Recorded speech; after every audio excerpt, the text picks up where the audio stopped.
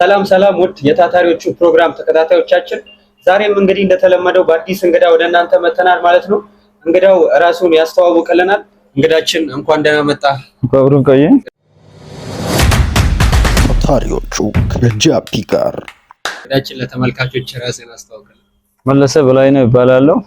ረጅም ዓመት ያው በካሴት ስራ እንደቆየው ወልዬ ዛሬ እንግዲህ ብዙ ነገር እንጨዋወታለን ማለት ነው። እሺ፣ የት እንደተወለድክና የሥራ ሁኔታን ታሳውቃለህ? የተወለድኩት እዚህ ውርጋ ጨፌ ነው። እዚህ ውርጋ ጨፌ አካባቢ ነው። ያው ከልጅነቴ ጀምሮ የሆነ እንትን ላይ ነበርኩ። የሆነ ሸቀጥ ስራ ላይ ነበር። ከዛ እንትን ብዬ ነው ወደ ፊልም ስራ ውስጥ የገባሁት ካሴት ስራ እና እንደዚህ ያልኩ ያዋለው። የትዳር ሁኔታ እንዴት ነው? ትዳር ሁኔታ አራት ልጆች የአምስት ልጆች አባት ነኝ እና ደስ ይላል ያለሁት። እሺ መልዬ፣ እና እንግዲህ ያው ይርጋ ጨፌ ከተማ ላይ ከድሮ ጀምሮ የምትታወቀው ካሴት ኪራይ ነው እና እንዴት ነበረ ድሮ የነበረው አሰራር? የድሮ በጣም ደስ የሚል ነው። በጣም ያው እንትን የለም እንደዚህ በቃ ቴክኖሎጂው የለም። ያው የየን ከአዲስ አበባ ነው ካሴት የምናመጣው። በቃ ደስ የሚል ነበረ። ፊልሞች አማርኞች ልክ እንደወጡ ለህዝቡ ወዲያውኑ የማድረስ እንትን ነበረ። እንዴት ነበረ ፊልም የምታገኝበት መንገድ? አዲስ ፊልም ሲወጣ እንዴት ነበር የምታገኘው? ያው በስልክ ነበር የዛን ሰዓት። ስልክ ደንበኞቼ ስልክ አላቸው። ወዲያውኑ ይደውልልኛል፣ ቀጥታ እንሄዳለሁ። ምንም ይሁን ቀጤራም ይሁን የሆነ በቃ ወጣ ሲባል መሄድ ነው። አንድም ሆነ ሁለት በቃ ያለ ተመልካች ይዤ እመጣለሁ።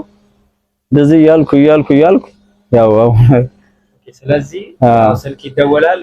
እዚህ አዲስ አበባ ድረስ በአካል ሄደ ነው? በአካል ሄጄ ነው ይዤ የምመጣው። ያኔ እንደዚህ በእንትን የሚላላክ ነገር የለም። ቴክኖሎጂ እንትን የለም። እንደዚህ የሚላክ ነገር አሁን እንደዚህ እንትን የለም። ቀጥታ እንትኑን ይዘህ ፊልሙን እንደወረደ ይዘው ትመጣለህ። እዛው በሰዓቱ አዲስ ፊልም ወጣ ሲባል ቢያንስ ከዚህ ስትሄድ ምን ያህል ፊልም ነበር ይዘህ የምትመጣው? ከዛ ይዤ የምመጣው እስከ 150 እንደ እንትኑ በቃ የተለያዩ ፊልሞች ስለሆኑ ብዛት ያለውን ፊልም ይዤ የምመጣው። አንድ ዙር አንዴ ስትሄድ 150 150 ፊልሞች የተለያዩ ፊልሞች። ስለዚህ አሁን እዚህ ከተማ ውስጥ እንግዲህ ብዙ የህብረተሰብ ክፍሎች አሉና እንዴት ነበር የሚዳረሰው? በቃ አንዱ የተወሰነ ሰዓት ያህል የሆነ ሰዓት ላይ የሆነ እጥረት ደንበኛ ብዛት ሲመጣ የሰዓት ገደብ የለም። የፊልሟ እንትን አለች። ከጨረስክ እንደዚህ የሚባል ነገር አለ። ለገለ ያቀብለው እንደዚህ ነበር። መቀባበል ስራ ነበር። አይደረስም ነበር አይመጣው እንትን። ስለዚህ አንዱ አይቶ አቀብሎ እየተባለ ቤት ያ ማቆት ያቁታል። ያው ቤት ነበር እንትን። ያው እኔም አስታውሳለሁ አንድ ፊልም ለወስድ ሲሄድ እንትና ጋር ነው። ስለዚህ እንዴት ኮፒ አይደረግም ነበር በሰዓቱ? የሆነ ሰዓት ላይ በቃ ሰው ደንበኛ ብዛት ሲመጣ ኮፒ ተጀምሮ ነበር። ኮፒ ማሽን አምጥቼ እንትን ስራ ማዳረስ ስራ ጀምሬ ነበር። ስለዚህ አንዱ ፊልም ቢያንስ በስንት ደቂቃ ነው ኮፒ የሚደረገው? አይቆይም። የዛን ሰዓት ቴክኖሎጂ እንትኑ ደግሞ የሚቆይ አይደለ። 10 ደቂቃ 10 ደቂቃ ስንት ፊልም ኮፒ ይሆናል? 5 ፊልሞችን ያወጣል። ባለ አምስቱ ነው 5 እንትኖች ሲዶችን ያወጣል። እንደዛውም ደግሞ ይበላሻል ማለት አንዳንድ እንትኖች በጥንቃቄ የማይዙ ቤቶች አሉ። እንደዛው ሁሉም በትክክል አይዝም። አንዳንድ የማበላሽ ሲዱ ደግሞ ያው ጊዜያዊ ነው የመቆየት እንትን ነው ሸክላዋ ያኔ እንትኑም ሰዓትም ያው ትልቁ የዴኮ ሰዓት እሱም አለ። በሱም እሱ ክር ነው እሱ ኮፒ ይደረግ ነበር። እሱ አይደረግም። እሱ ቀጥታ ከሻሸመኔ ማመጣለው። እሱ ደግሞ ከሻሸመኔ አብዛኛው ባቡዝ ቦታ ያው እግር ያልደረሰበት ቦታ የለም። ፊልም ወጣ ሲባል እንግዲህ በአካል ሄደ ነው ተወሰነ። በአካል ሄጄ ነው ማመጣው እንጂ ያው ቴክኖሎጂ አልነበረም። ራሴን ፈልገው ያው ህዝቡን ፈልገው ተመልካች በየቤቱን ፈልገው ራሴ ነው ይዤ የምመጣው። አሁን አንዳንድ ሰው ምን ያደርጋሉ? ካሴት ወስዶ ምናምን ትራክ ነው ምናምን ብሎ ጥሩ ይመልሳሉ። ወይ አይቶም ሊሆን ይችላል ይመልሱ ነበር ወዲያው። እንዴት ነበር የሚታወቀው? ሰው አሁን አንዳንድ ቀይርልኝ ይላሉ። ያው አንዳንድ ቤት ነገር ያለው አንዳንድ ቤት ኖርማል አይደል ዴኮቹ የሲዲ መበላሸት እንትን አለው። ዴኩንም ይሁን የነንም በቃ እዛን ሰዓት ያው ቀይሮ ሲባል ያው ይቀየራል። ቀይሮ ይሰጣል። ደግሞ ይሄ አሁን ለምሳሌ እሱ እንትን ሲል በእንዲህ በትንፋሽ እንትን ይባላል። ትንፋሽ ሀብለ እሱ ነገር እንዴት ነው ይሰራ ነበር? በጣም እቺ እንትኗ በሶፍት ነገር ጠርገዋለህ። ብዙ ሰዎች ካሴት ወስደው አይመልሱም ምናምን አብዛኛው እንግዲህ ተመልካች ያውቃል። እንግዲህ ቤት የሌለበት ቤት እኔ እንጃ የሌለበት ቤት እኔ እንጃ። ያው ሌላ የዛን ሰዓት ያው እርስ በራ እንትን ስለሆነ በቃ እንትን ነው በመታወቂያ ነው የምንሰጠው። አንድ ሰው 3 4 5 መታወቂያ አለ። የዛን ሰዓት ምንም እንትን የለም። ዝም ብለው ይወስዳሉ። ያው እዛ ይቀራል እንትን ያለው ያመጣል። ብቻ ደስ የሚል እንትን ነበር። እስኪ እንዴት ነው ጦርነት ነበረው? እንዴት ነበር ከሰው ጋር ነበረው? አትመልስም አይነት እንዴት ግጭት አልነበረውም? ያ የፍቅር ግጭት ነው እንጂ እንደዛ አይተብ አይደለም። የፍቅር ግጭት ነው እንጂ እሺ ያመጣሉ የሚል ነው። ያው ደስ የሚል እንትን ነበር ያ ዘመን። ስለዚህ አሁን እስከ ዛሬ ራሱ አንድ ቤት አይጠፋም ማለት ነው። አለ ያው ቴክኖሎጂ ወጥቷል። እንትኑም አይሰራም። አሁን በአሁን ሰዓት ሲዲውን ራሱ ልጠቀም ብትል እንትኗ ጊዜ ገደብ ይኖረው እንጂ ቴክኖሎጂ ያኔ የተሰራው የማንበብ እንትኑ የለም፣ ሌንሶቹ የለም። አሁን እኔ ልክ ሲዲዎቹ ያሉ ነው። እኔ ከገበያ እንትን ያለ የሀገር ሲዲ ወይ ሽያጭም አልለወጥኩትም እያለ ነው ከገበያ እንትን ያለ ሰው ጋር ከሌ ጋር ነበረ ካሴት ምናምን ይባላል። እንዴት ነበረ የምትሰበስበው? በቃ አድካሚ ነው እያንኳካ። ኧረ ፊልሙን አልጨረስኩም ብለዋል ጥሞቸው። ጥሩ ምርጥ ፊልም ከሆነ በቃ አልጨረስኩም፣ ያው ማብራት ጠፍቶ ምን ጠፍቶ ትሄዳለህ እንደዛ ሌላ ቤት። በቃ አድካሚ ነበር እንደዚህ ሄዶ ለመቀበል። በቃ አንዱን ተቀበለ ለአንዱ ካልሰጠ አድካሚ ነበር። ያው እንትኑ ቤት ለቤት አይመለስም። ምርጥ ፊልም ከሆነ አይመለስም። አንዱ እዛው ይቀባበሉታል እና በቃ ማብራት የለም ምክንያት ያደርጋሉ። በዛ ያ ነገር አድካሚ ነበር። ማስተላለፍ የምትፈልገው መልእክት ካለ አሁን ላለው ትውልድ አሁን ፊልሙን ለሚያከራዩ ፊልሙ ሙያ ላይ ላሉ ሰዎች የምታስተላልፈው መልእክት ካለ?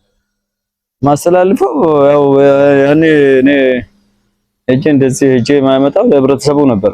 ጥሩ ነገር ሄጄ ተጠቃሚ ሆኜ ሳይሆን በቃ እንትኑ በቃ የሥራው እንትን ወድጄው የናክል ቢዝነሱ አግኝቼው ሳይሆን ያው የሰው ፍቅር ነው። አሁን ደግሞ አሁን ወጣት እንደዚህ አይነት እንትኖችን የኔን አሪያ ሆነው እንዲቀጥሉ ነው የሚለው።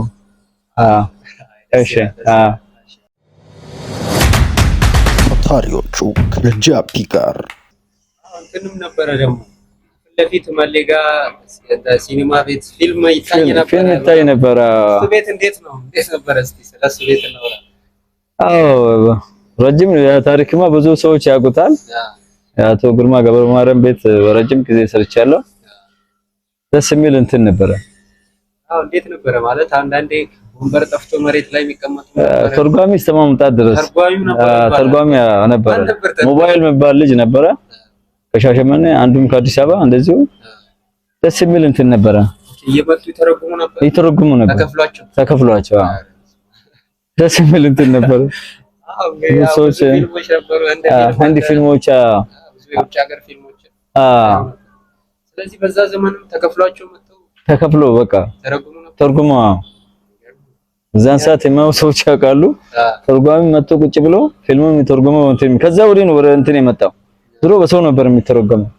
ሌላ ሀገር አዲስ አበባም ቢሆን ሰው ቁጭ ብሎ ነው የሚተረጎመው። ከዛ ወዲህ ነው ቴክኖሎጂ የመጣ ስል በድምጽ እያደረጉ ትርጉሙ ወደ እንትን አሁን እስካሁን ያለው በድምጽ ነው። ያው ስዕልና ድምጹ ድሮ በተርጓሚ ነው። በየትም ሀገር ተርጓሚ ፊት ለፊት ሆነው እንደ ፊልሞችን በጣም እና እሺ፣ እንዴት ነው አሁን ማለት ድሮ የነበረው አሁን ጨፌ ላይ የነበረው የፊልም እይታና አሁን ያለበት እንዴት ነው?